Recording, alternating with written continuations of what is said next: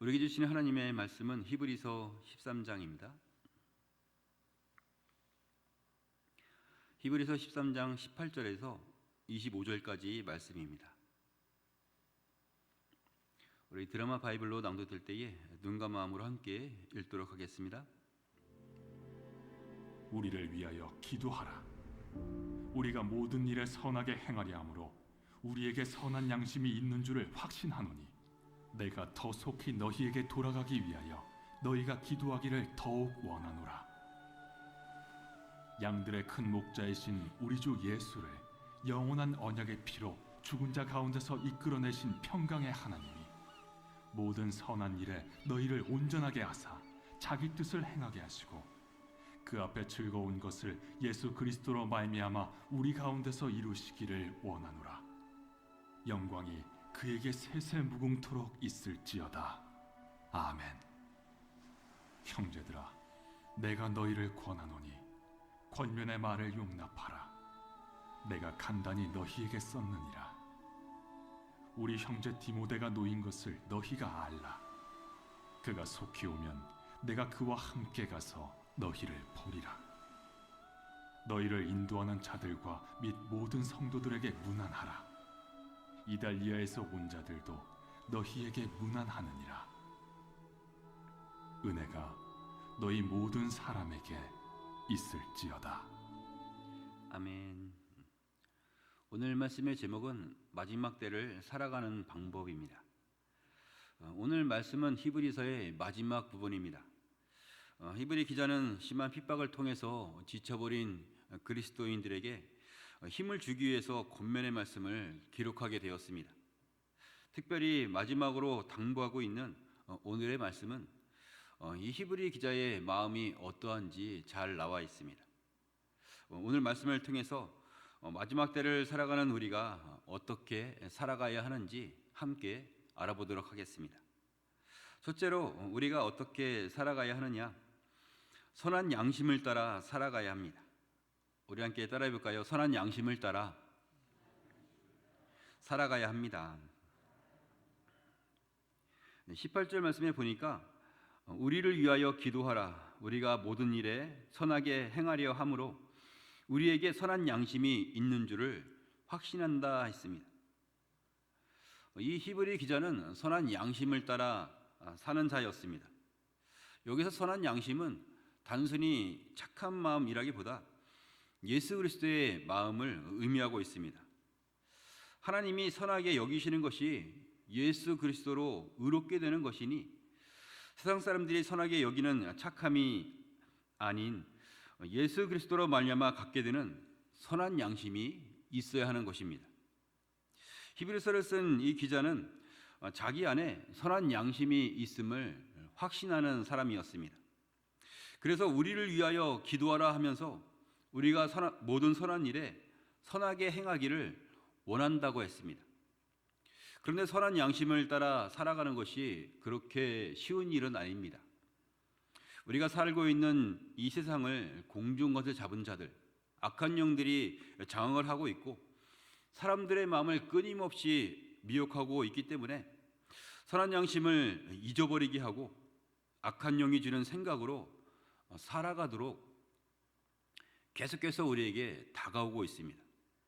그래서 자기 혼자만의 생각으로는 이 선한 양심을 따라 살아가는 것이 참으로 어렵습니다.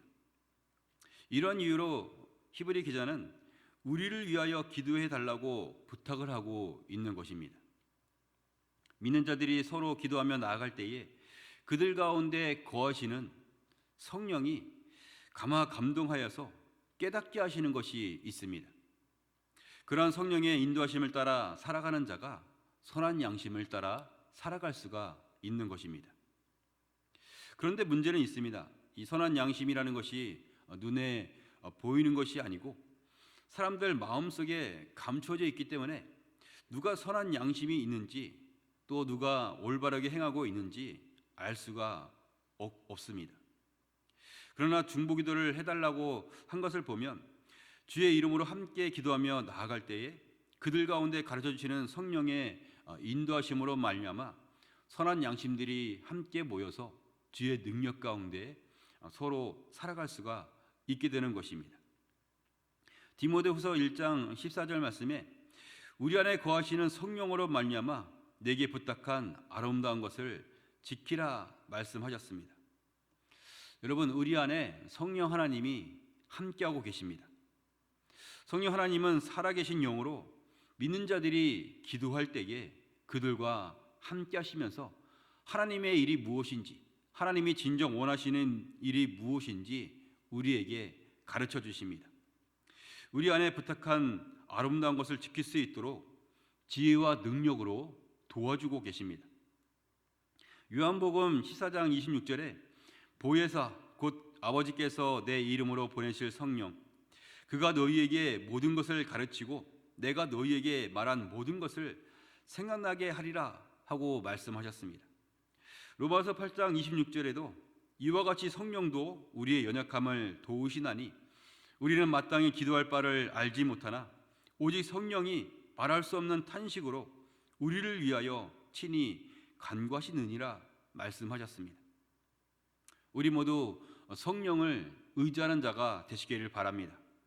힘겨운 중에도 성령의 임재 가운데 기도하며 나아가면 우리의 길을 밝게 열어주실 줄로 믿습니다. 하나님이 주신 선한 양심을 지킬 수 있도록 도와주실 것입니다.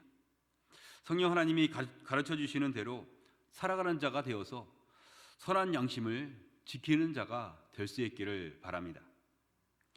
둘째로 우리가 어떻게 살아가야 하느냐? 주의 뜻을 이루며 살아가야 합니다.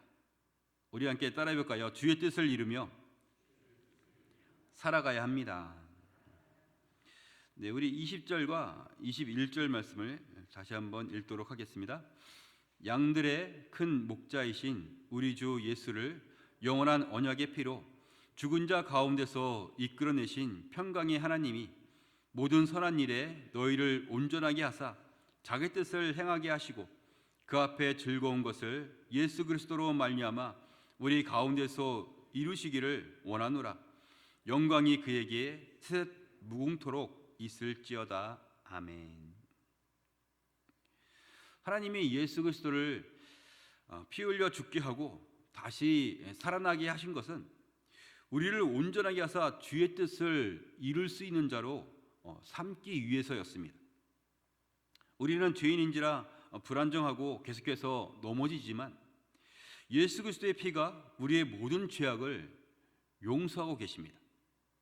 우리가 아무리 부족하다 하더라도 우리를 향한 하나님의 사랑이 더욱더 차고 넘치기 때문에 우리가 주 안에서 얼마든지 온전해질 수가 있는 것입니다. 이와 같이 은혜를 베푸시는 이유가 있다면 그것은 우리를 통해 하나님의 뜻을 행하게 하기 위해서입니다. 주의 뜻을 이루며 살게 하려는 것, 그것이 우리를 구원하신 목적입니다. 마태복음 7장 21절에 나더러 주여 주여 하는 자마다 다 천국에 들어갈 것이 아니요 다만 하늘에 계신 내 아버지의 뜻대로 행하는 자라야 들어가리라 말씀하셨습니다. 믿음이 있다고 하면서 주여 주여라고 말은 하지만 말로만 하고 행하지 않는 사람들이 있기 때문에 이러한 말씀을 하신 것입니다.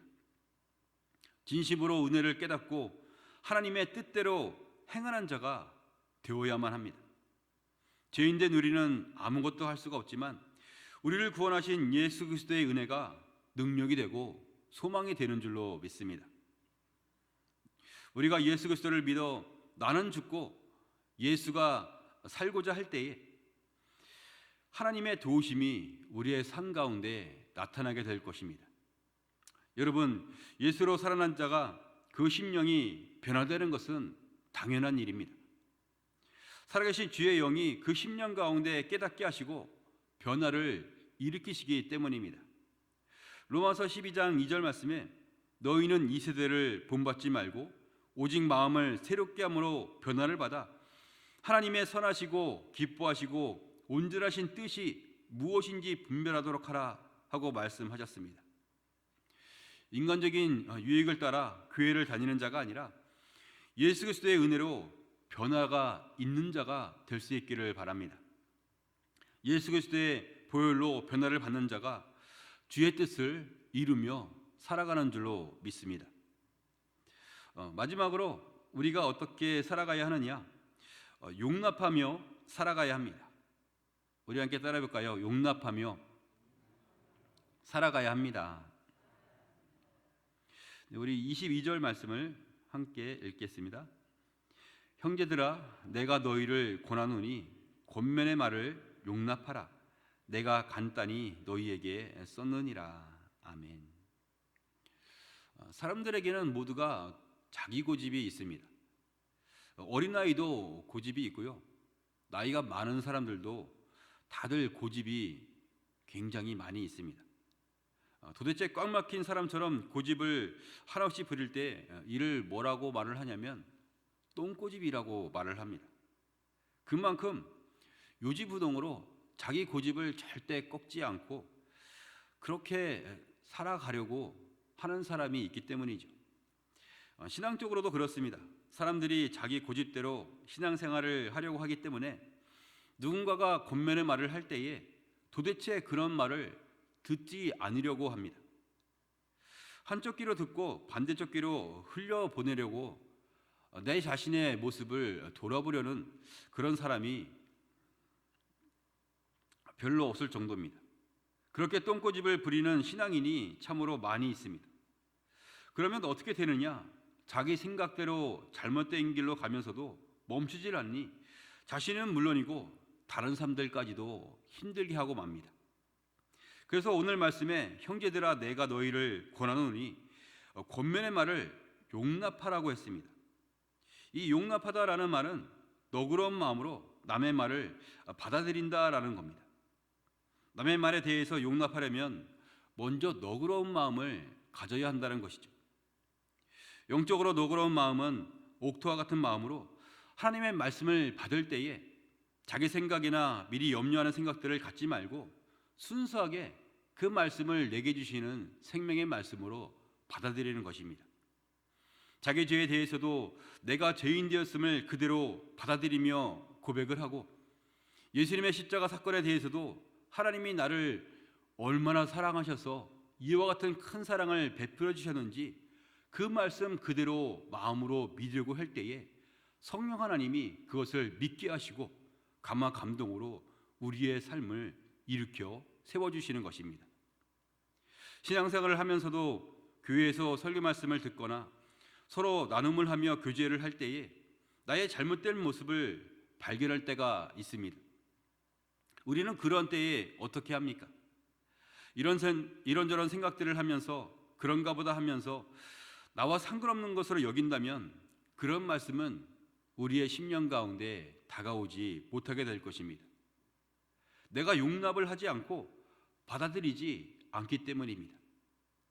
그렇다면 우리는 그런 때에 주의 말씀을 용납하고 받아들일 수 있어야 하겠습니다. 내 안에 이렇게 잘못된 모습이 있었구나 하면서 자복하고 회개할 때에 하나님의 은혜가 우리 영혼 가운데 임하게 될 줄로 믿습니다. 야고보서 4장 6절 말씀에 그러나 더욱 큰 은혜를 주시나니 그러므로 일렀으되 하나님이 교만한 자를 물리치시고 겸손한 자에게 은혜를 주신다라고 말씀하셨습니다.